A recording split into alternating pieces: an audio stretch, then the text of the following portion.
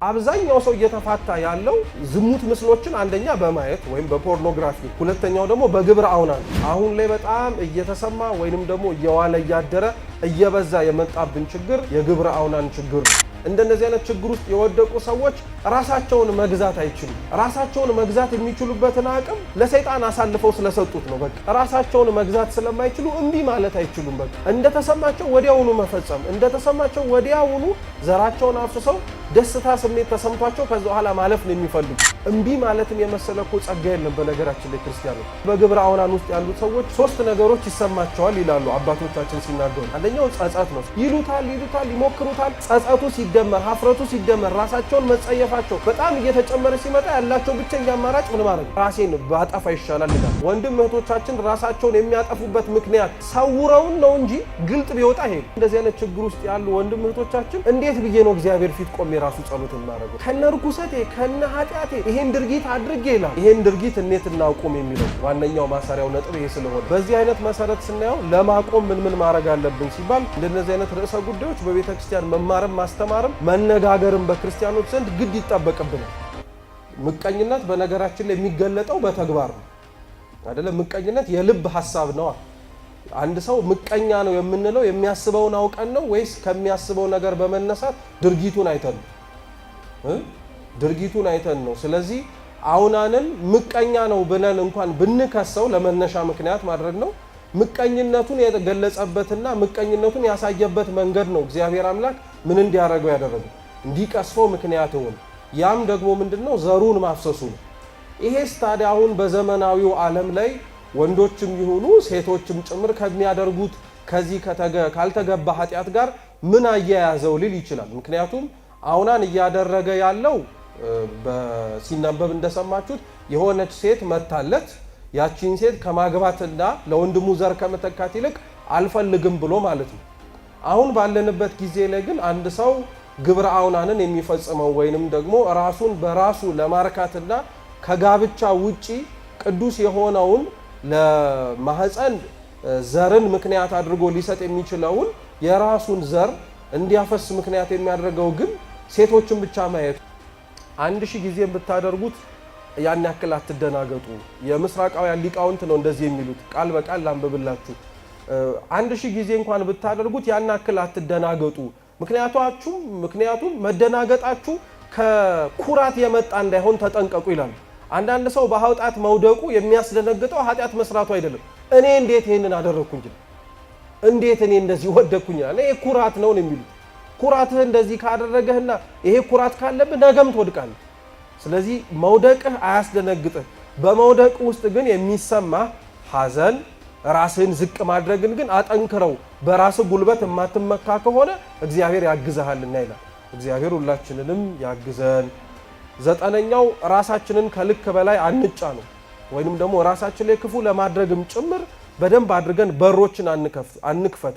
እግዚአብሔር የይቅርታ አምላክ ስለሆነ ነው። ከዚህ የባሰ ኃጢአት ልንሰራ እንችልም ወይ? እንችላለን፣ ምንም ጥርጥር የለውም። ለኃጢአቶች ሁሉ የባሰው ኃጢአት ግን እኛ ህይወት ውስጥ ይሄ ነው። ስለዚህ ይሄንንም ኃጢአት ይቅር የሚል አምላክ እንደሆነ መርሳት የለብንም። ምክንያቱም ምህረቱ ከበደላችን በላይ ስለሆነ ይህንም መርሳት የለብንም። 10ኛውና የመጨረሻው ደግሞ ስግደት ነው። እስኪ ስግደት በሉ እንጂ። ጥሩ። አንድ ታሪክ ዜና አበው ላይ ያለ ነው። 2 መነኮሳት ነበሩ ይባላል። አንዱ አረጋዊ ነው፣ አንዱ ወጣት ነው። እና ወጣቱ ለአረጋዊው በጣም ዝሙት አማረው። እየሰማችሁ ነው። ራሱን በራሱ እያረካ ራሱን በራሱ እየፈተነ በግብረ አውናን ወድቆ ነበር። እና ቢለው አልወጣም። ተደጋጋሚ ደግሞ የዝሙት ፍላጎቱ ደግሞ እየጨመረ መጣ። የት ያለ ሰው ነው አልኳችሁ? ፈተናዎቹ እዛ ስንሸሽ የሚጠፋ እንዳይመስላችሁ። እዛም አለ ፈተና ማለት ነው፣ እዚህም እንዳለብን። ስለዚህ እኛ አባት ቢሉት አልመጣለ። ስለዚህ መጨረሻ ላይ በቃ ችግር የለም ነገ አብረን ሄደን ዝሙት ሴቶች ጋር ሄደን እንፈጽማለን አሉና 2 ብር ለሳቸው 1 ብር ለሱ 1 ብር ይዘው ወጡ እና ቡና ቤት መሸታ ቤት ገቡና መጀመሪያ እኔ ዝሙቱን ልፈጽም አሉ አባቱ ማለት ነው። ከዛ በኋላ አይቻት ጥሩ ከሆነች አንተ ትገባለህ አሉ። እየሰማችሁ ነው? እሺ ብለው ገቡና ያቺን ሴት ልክ እንደገቡ መጀመሪያ እኚህ አባት ይቅርታ ጠየቋትና 1 ብሩን ሰጧት። ምንም ሳታረግ ማለት ነው። 1 ብሩን ሰጧትና ወዲያውኑ ከኔ በኋላ አንድ ሰው ይመጣል እና ልክ ሲገባ እንዲ አድርጊ እሺ አደራ አሏት። ከዛ በኋላ ወጡ። እሳቸው ልብሳቸውን ምናቸውን እያስተካከሉ ነው። አብረው እንዳደሩ ነው የሚመስለው ማለት ነው። ስለዚህ እንዴት ነው አለ ያ ልጅ። በጣም ጥሩ ነው እግዚአብሔር ይርዳህ። ገባ ያ ልጅ።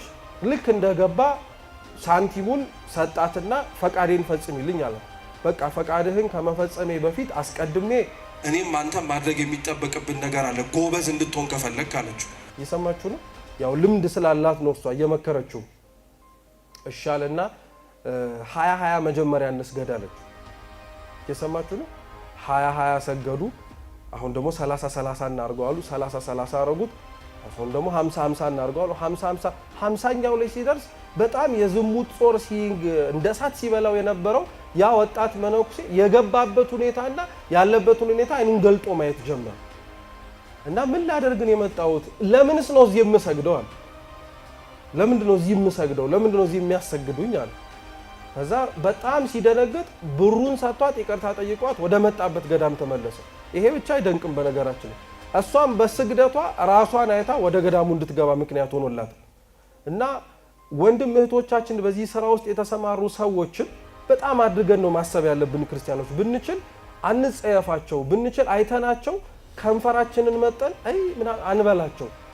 ለምን እንደዛ እንደገቡ ሊያውቀው የሚችሉበት ምክንያት ስላለ ነው አንደኛ። ሁለተኛ ደግሞ እኛ እንዲህ ካልናቸው ማን መጥቶ ይቀበላቸው?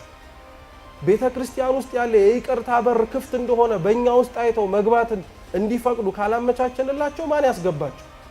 አስታውሳለሁ የሆነ አመት በፊት ላይ ልምድ እንዲሆናችሁ ነው። አንድ ባለጸጋ ነበሩ ይባላል እዚሁ ሀገራችን ላይ ትልቅ መኪና ይዘው የመጡና ደግሞ ብዙ ሴት ነው የሚያስገቡት። 7-8 ሴት ያስገቡና ይዘዋቸው ሆቴል ይወስዷቸውና ለእያንዳንዳቸው የዕለት ገቢያቸውን ይሰጧቸውና ቁጭ አድርገዋቸው ቅዱሳት መጻሕፍት እንዲያነቡ ያደርጓቸው ነበር። ተከፍሎሻል፣ እኔ የሚያስደስተኝን ነገር ነው አይደል ለማድረግ የመጣሽው፣ ይህን የሚያስደስተኛል ያስደርጉ ነበር። እና በጣም ብዙ ሴቶች በዛ መንገድ ወደ ክርስቲያናዊ ህይወት ገብተዋል። አንድ ቀን ሜዳ ላይ ከሚያድሩ እኛ ደጃችንን ከፍተን አሳድረናቸው ክርስቲያን እንዲሆኑ ለኛም ደግሞ ይሄንን የክርስቲያናዊ ህይወት ጦራችን እንዲያጠፋልን አምላካችን ፈቃዱ ይሁንልን። ሰዓት ስለወሰድን በጣም ይቅርታ። ያስተማረን የመከረን አምላካችን ስሙ የተመሰገነ ይሁን። በቀጣይ ሳምንት ደግሞ ሌላ ፈተና አንስተን እንማራለን። ወስብሐት ለእግዚአብሔር። በዓለማችን ውስጥ በበይነመረብ ወይንም ደግሞ በኢንተርኔት ላይ ማለት ነው 12% ያክል ስለ ግብረ አውናን ወይንም ደግሞ ግብረ አውናንን ሊቀሰቅሱ የሚችሉ በተለምዶ ፖርኖግራፊ ብለን የምንጠራቸውን ነገሮች በሙሉ የኢንተርኔትን 12% ነው የሚይዙት። እየሰማችሁ ነው? ጥሩ 90% ያክል ከ8 እስከ 16 ያሉ ወንዶችን የሚያዩት እድሜያቸው 8 ዓመት ማለት ነው እስከ 16 ዓመት ያለ በ90% ደረጃ ሲሰላ በዚህ አይነት ክፉ የሆኑ ምስሎችን ወይንም ደግሞ በእንግሊዘኛው ፖርኖግራፊ ያያሉ ማለት ነው። ይሄ ብቻ አይደለም። እድሜያቸው ከ12 እስከ 17 ያሉ ደግሞ በአሃዝ ደረጃ በጣም ብዙ እንደነዚህ አይነት ምስሎችን የሚገዙት እነሱ ናቸው። ጥሩ ይሄ ብቻ አይደለም። አሁን 70% በወንዶች ደረጃ ማለት ነው ከ18 እስከ 34 ዓመታቸው ያሉ ማለት ነው በየወሩ ቢያንስ በትንሹ እንደነዚህ አይነት ግብረ አውናንን ሊፈጽሙ የሚያስችላቸውን ምስሎችን፣ ድምጾችን የማየት እድል ወይንም ደግሞ በር አላቸው ይባላል። አሁን የጠቀስኩላችሁን ስትሰቡ ወንዶች ነው አይደል የሚለው? አሁን ለችግሩ ለእንደዚህ አይነት ነገር በጣም ተጠቂዎቹ ወንድሞች ስለሆኑ ነው። በቤተ ክርስቲያናችንም ትምህርት መሰረት 5ቱ ጾታ ምእመናን ከሚባሉት መካከል ወራዙት ተብለው የሚጠሩት ወጣት ወንዶች ትልቁ ጾራቸውና ፈተናቸው ዝሙት ነው። ልክ የሴቶች ምንዝር ጌጥ ነው ወይንም ደግሞ ትውዝፍት ነው እንደሚባለው ማለት ነው። ነገር ግን ይሄ ችግር በነገራችን ላይ ሰዎችን ብቻ መርጦ ወንዶችን የሚያጠቃ አይደለም። ልክ አሁን እንደጠቀስናቸው የቁጥር መረጃዎች በደንብ አድርገን ብንመለከተው ቢያንስ ከነባራዊው አሁን ካለንበት ዓለም ከ6 ሴቶች መካከል አንዷ ሴት ለእንደዚህ አይነት ችግር ተጠቂ ነው። እየሰማችሁ ነው? አሁን ብዙ ሰው ስለ እንደዚህ አይነት ችግር ሲሰማና ሲማር ወንዶች ብቻ ነው ትዝ የሚሉት። ሴቶች እንደዚህ አይነት ችግር ውስጥ የሚወድቁ አይመስሉም። ስለዚህ አይታችሁ ከሆነ በቤተሰብ ውስጥም ብዙ ጊዜ ላይ ጥንቃቄ የሚደረገው ወንዶች እንደዚህ አይነት ነገር ላይ እንዳይወድቁ ነው። ሴቶቹን ግን ይሄ ወጥተው ከጋብቻ በፊት ባለ ዝሙት እንዳይወድቁ ይጠነቀቃል እንጂ ስለሚያዩት ነገር ስለሚሰሙት ነገር ራሳቸውን እንደዚህ አይነት ችግር ሊገቡ ይችላሉ ወደሚል አመለካከትና አስተሳሰብ ብዙ ሰው ወይም አብዛኞቻችን የተጠጋን አይደለም። ግን ሴቶችም ለዚህ ችግር በደንብ አድርገው ተቀራራቢዎች ናቸው። ይሄ ብቻ አይግረማችሁ። በዓለም በተሰራው መረጃ መሰረት ቢያንስ በየቤተ እምነቱ ካሉ ካህናት አገልጋዮች 50% ያክል በእንደዚህ አይነት ችግርም ይወደቁ ነው። አስታውሳለሁ የሆነ አመት በፊት ላይ ልምድ እንዲሆናችሁ ነው። አንድ ባለጸጋ ነበሩ ይባላል እዚሁ ሀገራችን ላይ ትልቅ መኪና ይዘው የመጡና ደግሞ ብዙ ሴት ነው የሚያስገቡት 7-8 ሴት ያስገቡና ይዘዋቸው ሆቴል ይወስዷቸውና ለእያንዳንዳቸው የዕለት ገቢያቸውን ይሰጧቸውና ቁጭ አድርገዋቸው ቅዱሳት መጻሕፍት እንዲያነቡ ያደርጓቸው ነበር። ተከፍሎሻል እኔ የሚያስደስተኝን ነገር ነው አይደል ለማድረግ የመጣሽው ይህን የሚያስደስተኛል ያስደርጉ ነበር።